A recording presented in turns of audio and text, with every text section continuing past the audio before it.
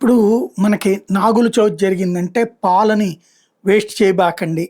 లేదంటే ప్రాణాలకి ప్రమాదము. దీపావళి అయితే గనక కుక్కలు భయపడిపోతాయి, ఆవులు భయపడిపోతాయి, జంతువులు భయపడిపోతాయి.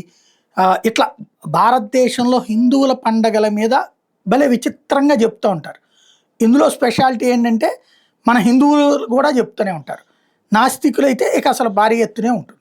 కాస్త హేతువాదులు కొంచెం హేతు ఆస్పెక్ట్లో చెప్తుంటారు. అంతవరకు బాగానే ఉంది. అది పక్కన పెడితే నిన్న బక్రీద్ రోజున ఒక్కరోజే దాదాపు 1,00,00,000కి పైగా గొర్రెలు చనిపోయినాయి.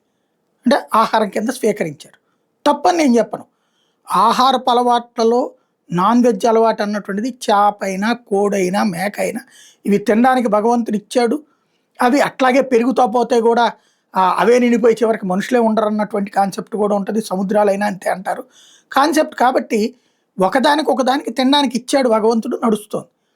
ఒక్క హిందువుల పండగల విషయంలో ఇట్లాగా మీరు దీపావళి రోజున పెద్ద శబ్దాలు పేల్చబాకండి, జంతువులు వదిలిపోతాయి, నాగుల చవితి రోజున పాలు పోయిబాకండి, పాలు నాశనం అయిపోతాయి, పాములు చచ్చిపోతాయి, లేదంటే కనుక హిందువుల ఏ పండగకైనా సరే ప్రాణులకి ఏదో అయిపోతుందని ప్రచారాలు చేసేటటువంటి వాళ్ళు బక్రీద్ గురించి ఒక్కళ్ళన్నా కామెంట్ పెట్టారు? అట్లాగా పెట్టరు.